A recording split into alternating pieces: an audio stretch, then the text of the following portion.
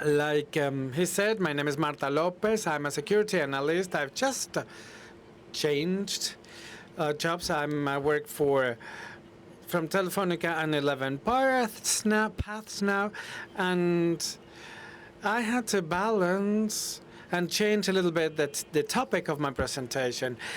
Some people say I'm weird because I like rock and roll. I like to read blogs. I'm blue, as you can see. That's why what I'm saying this year, because let's go blue team. We street girls move forward. It's not as bad as it looks. The title of the presentation is not mine. It's Francisco Escobedo who came up with the title. All we need is SIEM. So last year he said to me, go on holiday to Costa del Sol, but next year you will have to come and talk about your things with China. And again, disclaimer. I come from Fuenlabrada. I'm not a public speaker, and I speak badly, and I use swear words all the time. So forgive me if I do that, says the speaker. I pronounce many swear words all the time, and people say. And then inclusive language is not okay, so please, if I make mistakes, let me know so that I can improve my presentation. I can't see very well, and so I'm not going to be able to see the text I have in front of me. So, first, data. This is very professional. So one of the main focus of cyber attacks is China, and unfortunately for the rest of the world, unfortunately for them, these attacks become more and more sophisticated. At the beginning of the years, the CSIS, the Center for Strategic and International Studies based in Washington, that is a bipartisan organization to research political topics, not-for-profit, determined that China was behind 25% of cyber attacks in 2019. So they were behind most of the attacks on the list they came up with. Another report of the same agency determines that China is a cyber adversary that is decided and persistent in time, which is extremely important. And both the government and some Chinese companies use any mean, legal or illegal, to acquire new technologies for the country. And this counter-espionage between China and the United States cost millions of dollars for the Americans. And China is no longer a developing country, but it's the second biggest economy on the planet, and it's a military rival for the United States, actually. So attacks in China are more and more integrated in official programs of data collection, and they recruit students and entrepreneurs from China living in the United States to obtain information. But this is not the only way they have to recruit people. So I'm going to talk to you about some of the tactics they have. At the beginning of February, 4 Chinese citizens were in fashion because the Department of Justice brought these 4 people to justice, and they were charged. I'm talking about 4 high-ranking officials because they were charged with stealing from a company, and why the attack happened and why the attack was relevant. Equifax is a U.S. company specialized in credit reporting. It is located in 17 countries, operating in 50 countries. They collect information, economic information from people to come up with solvency reports for credit requests. So not only do they have personal data of people, but also they know all the financial information, defaults of millions of people throughout the world. For you to see the scope of this data, in Spain, there's a company called the National Association of Financial Credit Establishment, ASNEF companies, and they operate here. In September 2017, the company, via communique, recognized they had undergone a security breach that affected the data of 143 million people, 3 times more than the number of inhabitants in Spain. Apparently, these data came from U.S. citizens, Canadian citizens, and United Kingdom citizens. Among stolen data, we found date of birth, license, driving license, credit cards, etc., and we could find the social security number of American citizens. And credit reports in the United States vary a little bit from what they do here because they use the social security number to get all the financial background of people. And this financial background is used to improve or worsen credit rates. So mortgages, or if you want to buy a car on credit, etc. So this is very relevant. With these data, with this social security number, you can have access to the medical record, credit card numbers, and other bank accounts. So as you can see, the Chinese really made a fuss. So that's fucking awesome, says the speaker. Again, disclaimer, because I just said a swear word. Excuse me. Probably I said something else before and I didn't realize. So how this happen? So Equifax used Java struts. It's a development framework used for web applications, and on May 10th, 2017, this framework launched vulnerability CVE 2017-5638, score 10, because codes could be executed fastly, reversely, and with very little effort, small efforts. So this happened between May and July 2017, and throughout these 3 months, more than 9,000 queries were sent to the database. So the breach was really huge. To do that, 34 servers were used, so everything was not patched. Wonderful. Does it ring the bell? So they entered 34 servers in different countries, and they downloaded information, they chunked information out, and sent this information out. Because they knew the fiscal number of U.S. citizen Chinese were able to detect profiles that had human weaknesses or human vulnerabilities, enabling them to cap new spies for the country. So these vulnerabilities were known as MICE in English, M-I-C-E, that encompass economic factors, ideological factors, and the things that interest us the most, coercion or blackmail.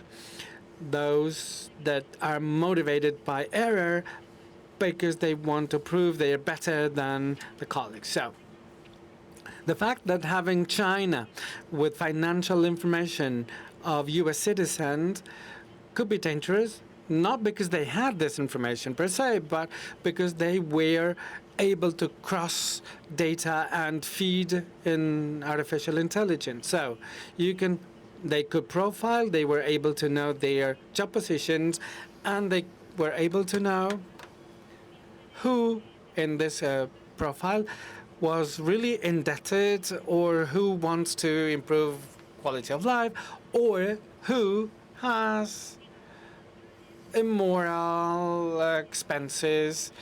So they could blackmail them with that.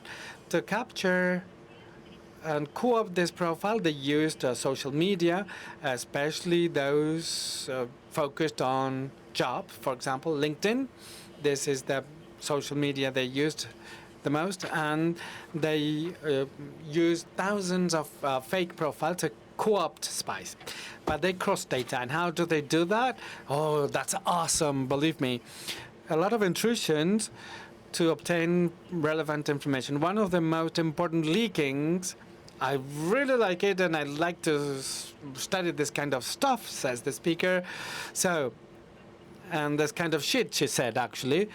One of the most important scandals I was studying was a leak of the United States government through the office personnel.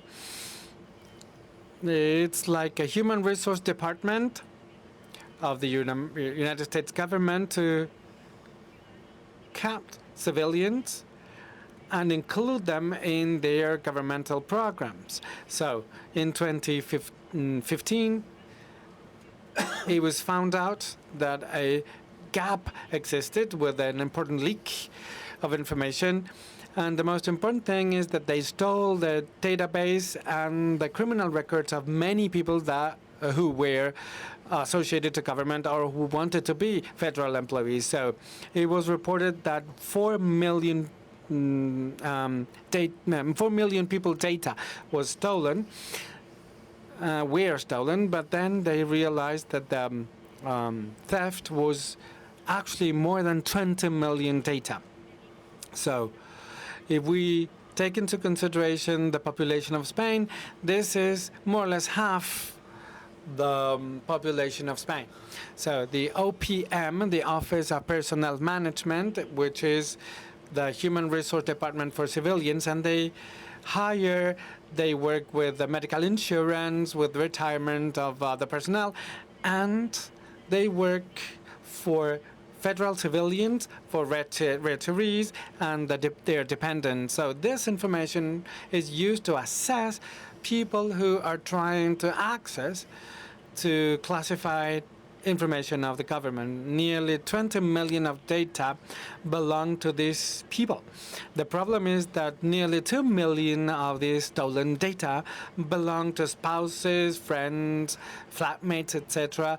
So, because it is personal information, for example, sexual orientation, religious affiliation, or drug use. So, this is information related to federal employees, diplomats, etc. And if there is Chinese citizens close to them, the Chinese government could take reprisals to co-opt them.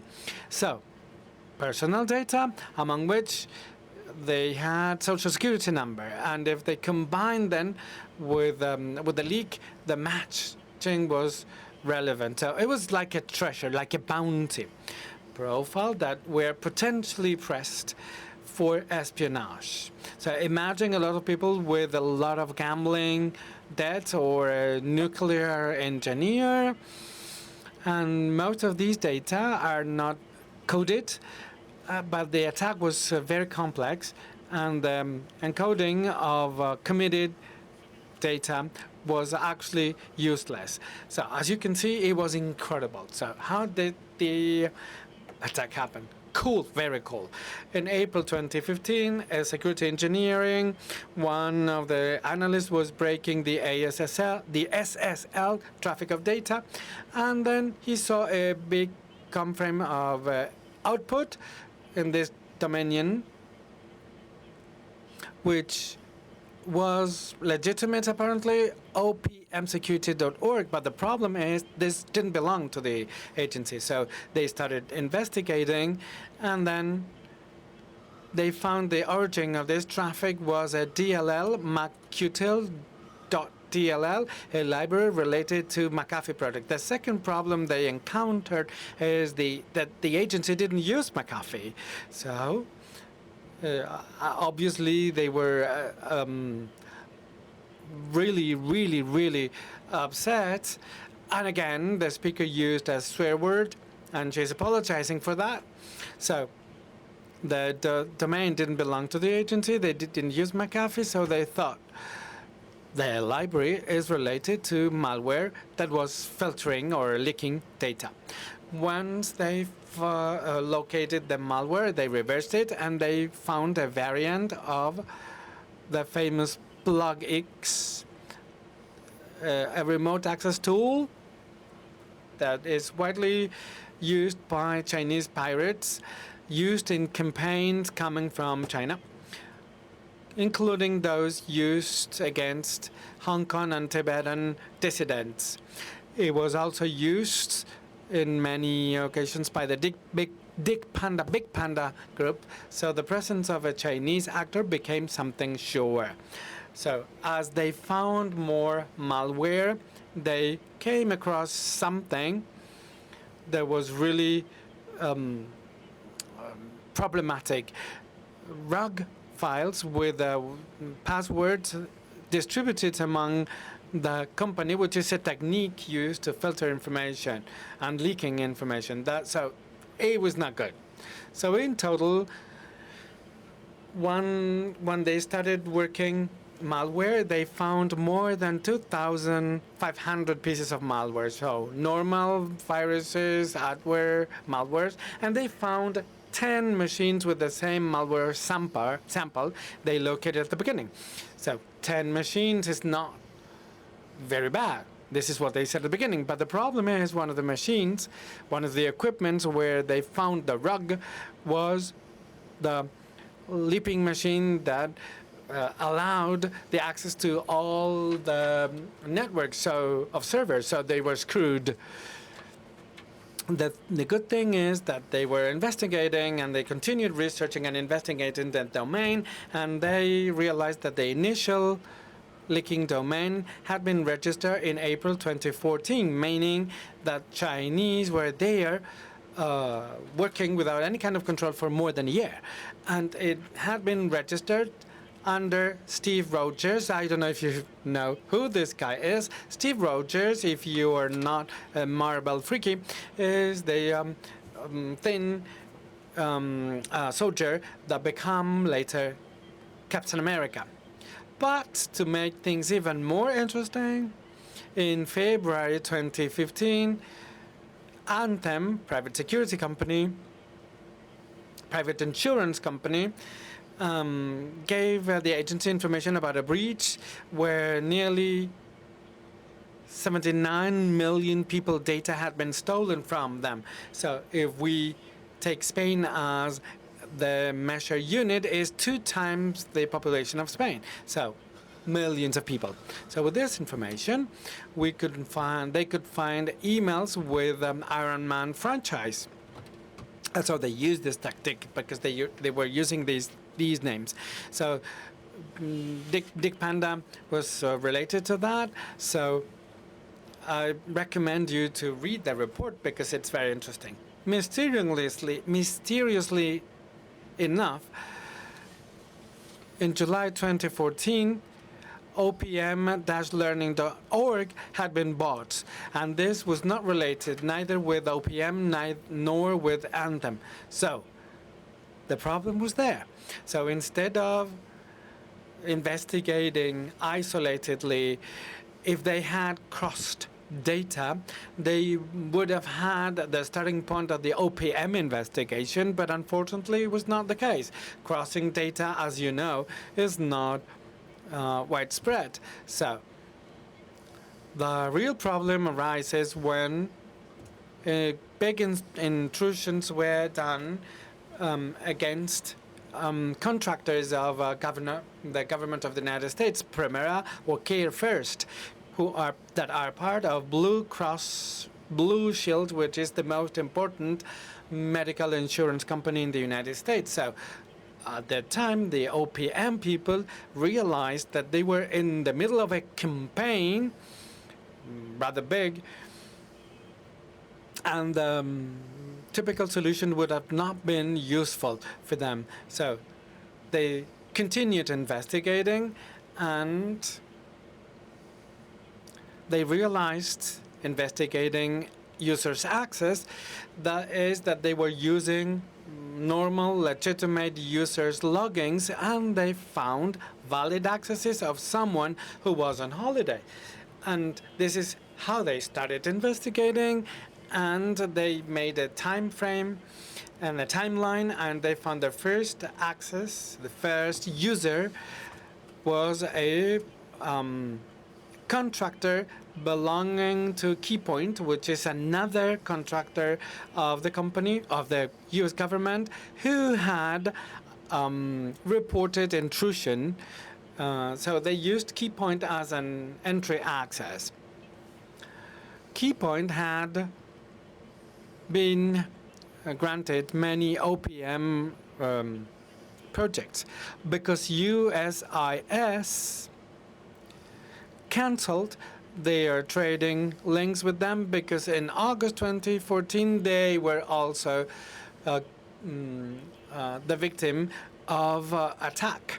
So as you can see, just to summarize, the Chinese had entered USIS and they had been conned. The OPM fired them.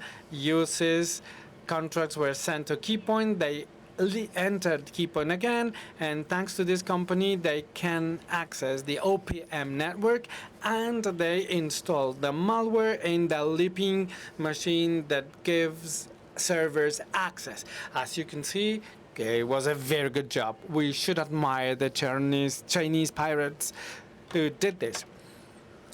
I always pay homage to bad guys because they do incredible things. Obviously, we are always lagging behind what they do. So I really admire the Chinese pirates. So once they were in the agency, they were trying trial and error, and they were using the different equipment and machines, and they installed the variant of Blue X. And in July, they started working data with scripts to start moving. On the 4th of July, this is really poetic. Don't tell me that. It's not poetic. The Americans are there singing their national anthem and firing at heaven, and Chinese working there saying, oh, you're gonna suffer from this. And it's wonderful. It's really bad. It's really bad. And that was made on purpose, believe me. So on the 4th of July weekend, so I always prepare a presentation and then I go all over the place. So when data were stolen on July 4th, 2014, especially criminal records, because the agency realized more than 18 million copies, and more than 18 million copies of the standard Form 86 were stolen.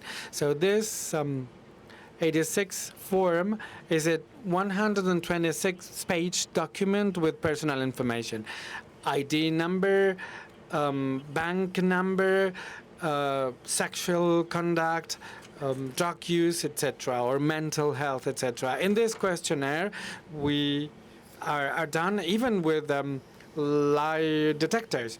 So they also took more than 5.5 million of employees' fingerprints. So they screwed most of the biometric system of the OPM. But footprint is a user, is not a password. So when these leaks happens, most of access to the infrastructure are committed and compromised. So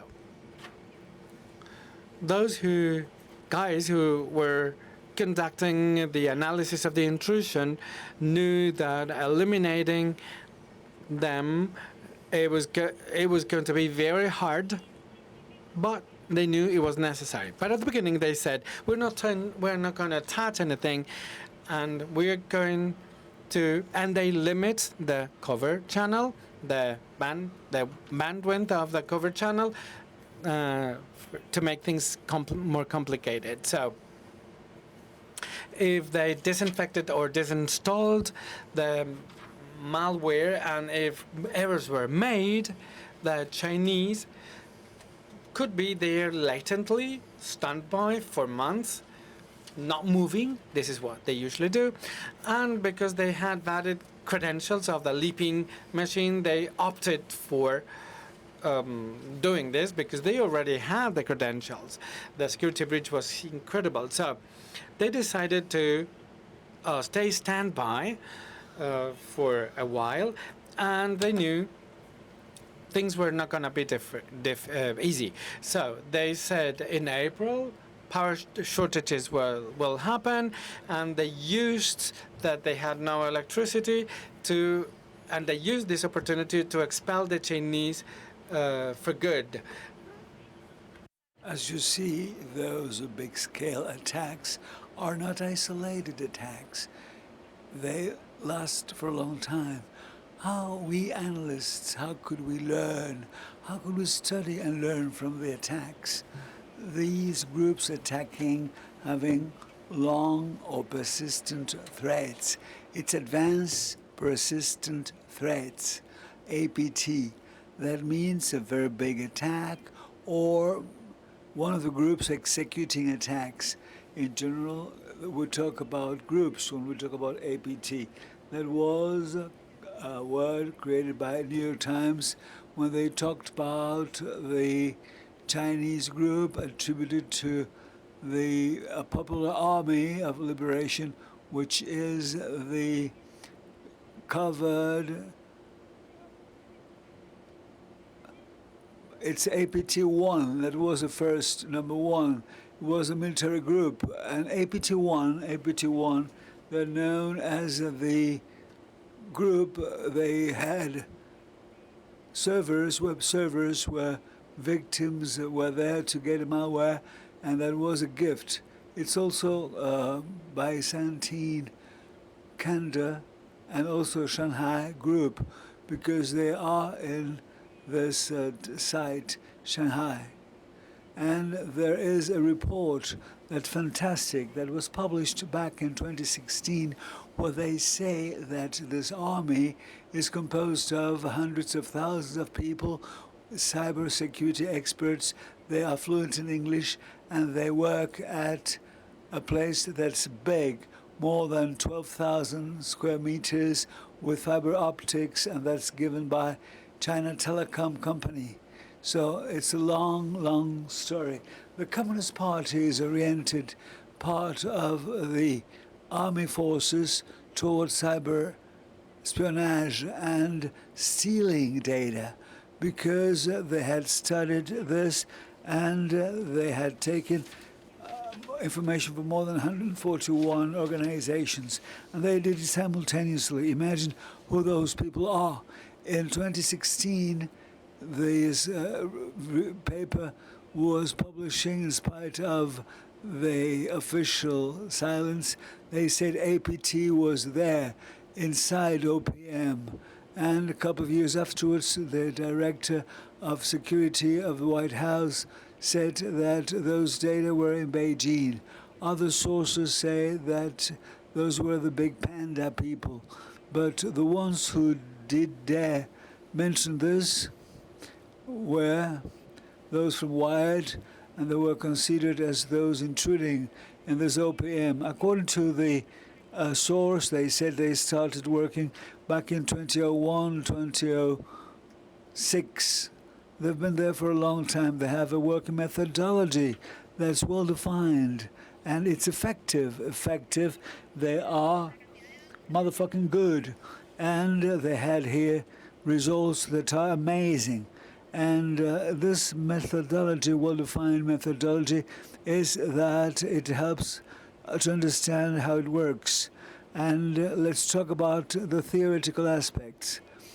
How we blue people differentiate if this is a problem due to the Power Ranger or if it is from the Chinese group? In our department, when we have a different hypothesis, we act differently, we behave differently. So for those on the left-hand side, we had threat detection.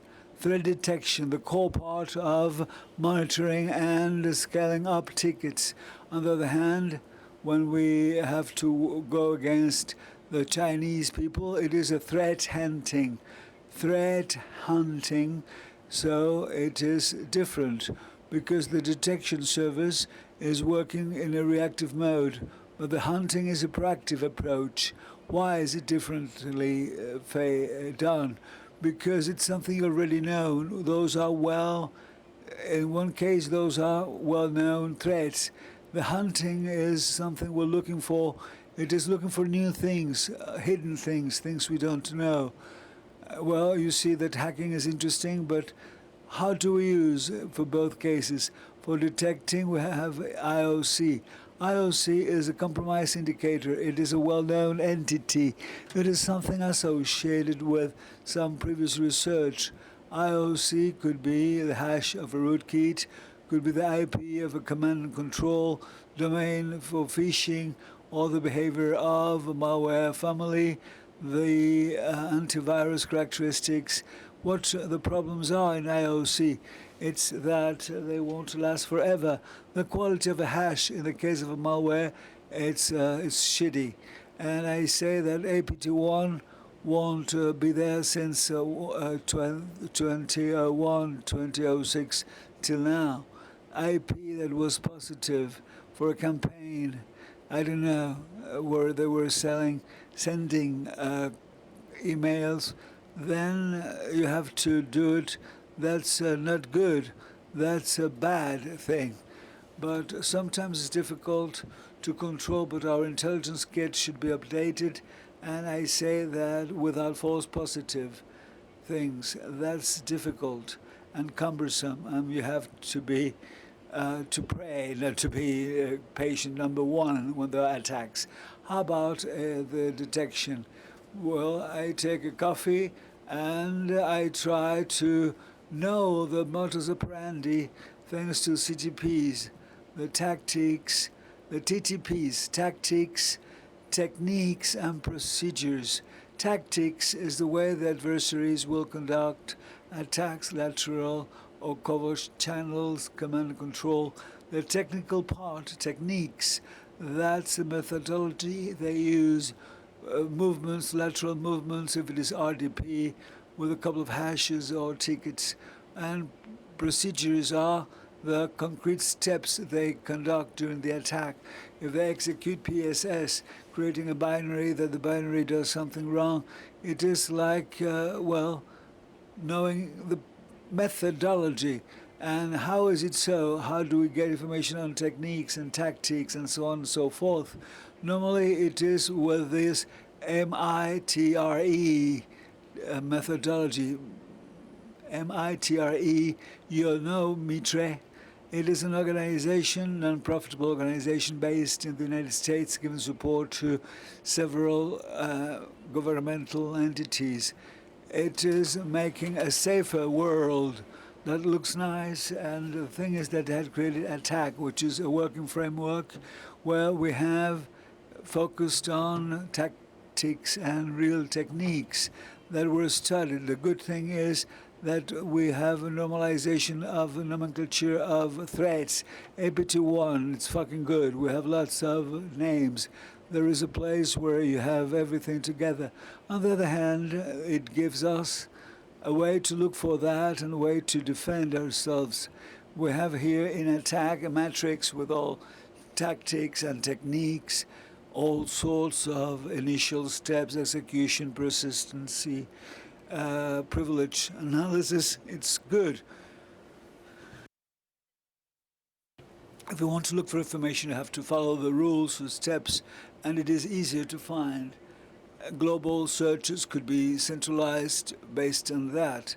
From this matrix, we have a browser navigator that's interactive. We could here include all our researchers, and we can have different color codes. We can have all the research we are conducting, and we can, based on the matrix, we can modulate it and have a fine-tuning of it.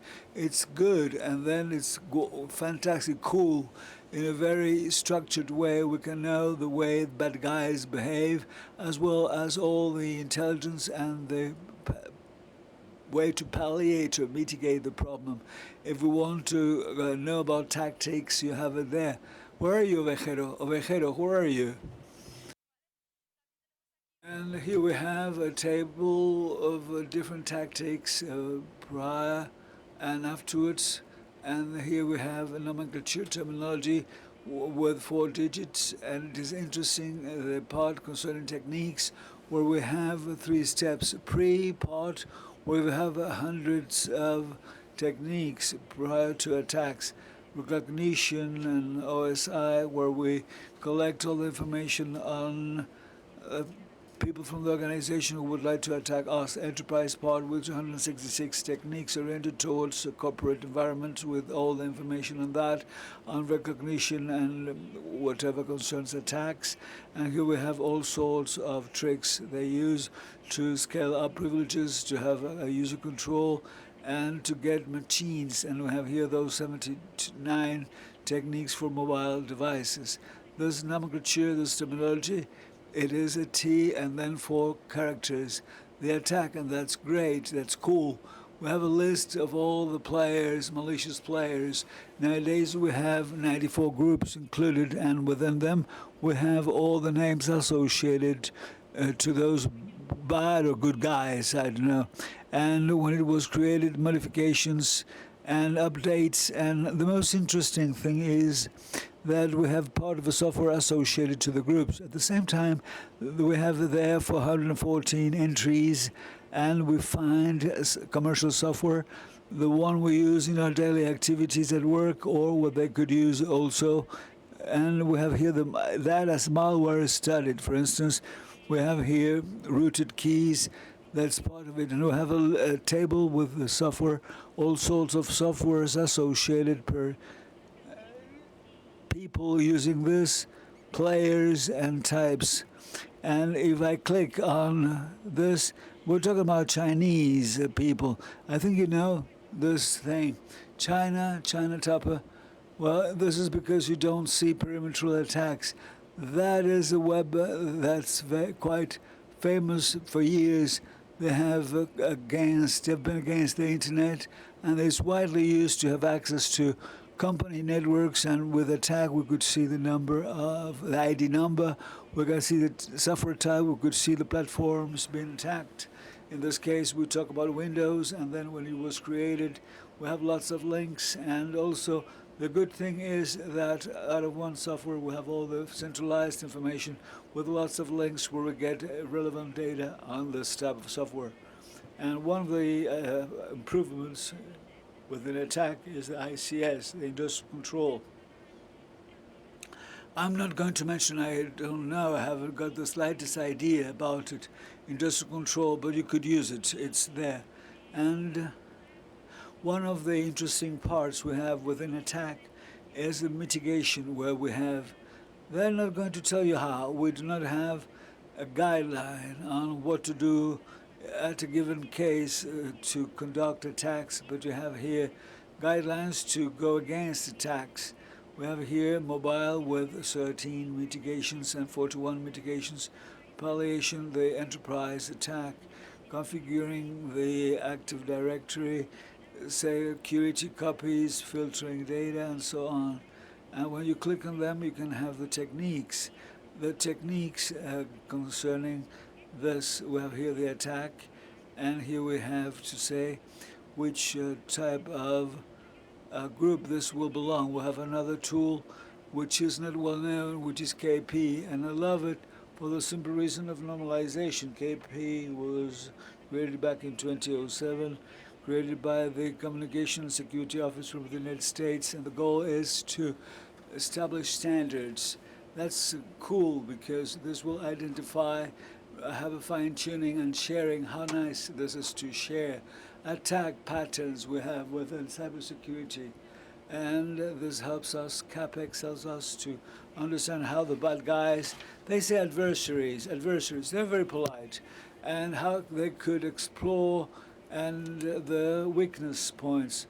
And that's for applications. I wouldn't say this is perfect, but it's good for the normalization within research. They keep patterns like the ones we have here, XSS, SQLIs, and so on. They have the path transversal and so on and so forth. There are two groups according to attack domains. The total amount is 517 patterns within the lists. And also we can download this to use them locally. You can have it, it's great. You have XML, whatever, and you can take up to a research platform you've created at work.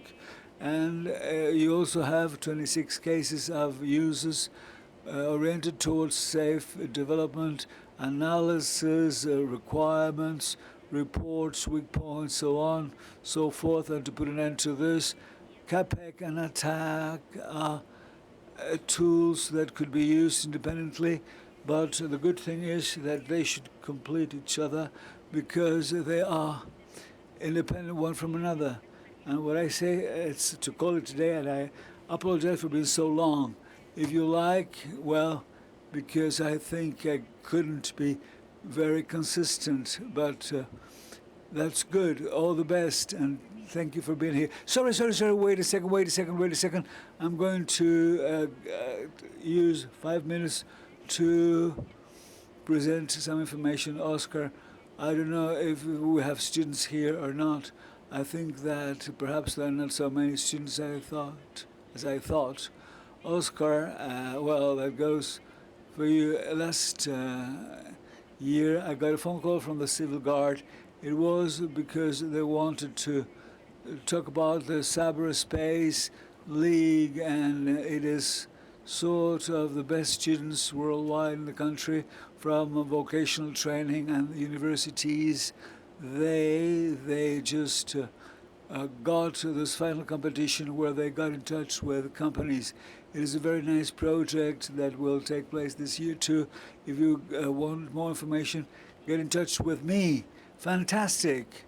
And as I've always been told to thank all of you, I'd like to thank Mr. Jorge Lauzao and Mr. Bierzo.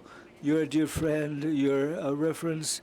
Mario Ruiz, the fucking guy is not here, but he deserves the best. Martina Matarid, she's not here, but she's a crack. And all of my followers and my partners, thank to all the juniors. And I'd like to thank Alejandro Vejero. I'm proud of Alejandro Vejero. You guy, you're the best with Indotech. And I'd like to thank all my co-workers, having helped me to become a better technician and a better person. I'd like to thank the organizers, and thank you for not falling asleep. Thank you.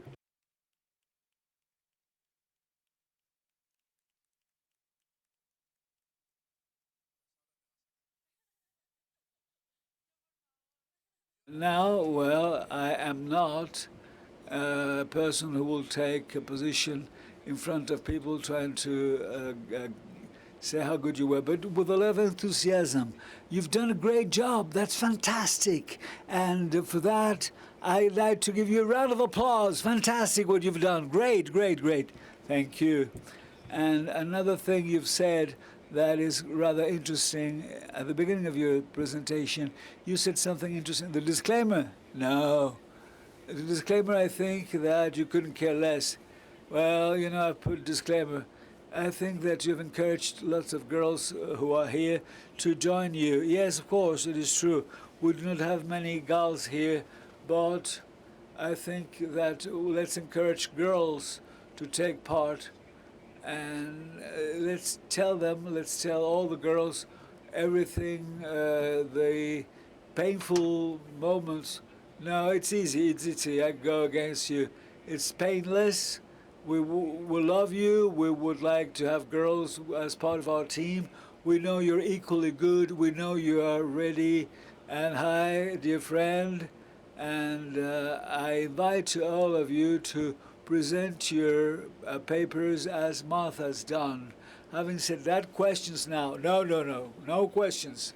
Yes, after this wonderful presentation, there will be questions. Would you like to ask questions? Aren't you going to ask questions or make comments? Well, they're afraid of me. No, there is a question. No, please. No. I mean, no, of course there are questions. Hello. The other side of a coin. The government, they say they've been spied from the United States along the last 10 years. Ask Chinese people. What do you think about it? I don't know. I don't want to take positions. I don't want any positioning because, well, you've said they were the bad guys. Then I said, I am not a good speaker. So I said, bad guys, good guys, it doesn't matter. What was the question? What the question was, I wonder. If really you think that the United States, if they are so good, I don't think in cybersecurity world who's spying, Russian people, Chinese people, and American people. Good people are not as good as they are supposed to be good, and bad people are not as bad as they are supposed to be. I think that le roi mage, yes, well, I don't know, because the magic kings are the parents. I don't know. Yes, but, well, they will have no children here. And we have so what to say. Thank you very much for this wonderful presentation. I'd like to thank you, and let's continue. And keep on this enthusiasm. It's great. Stay the way you are.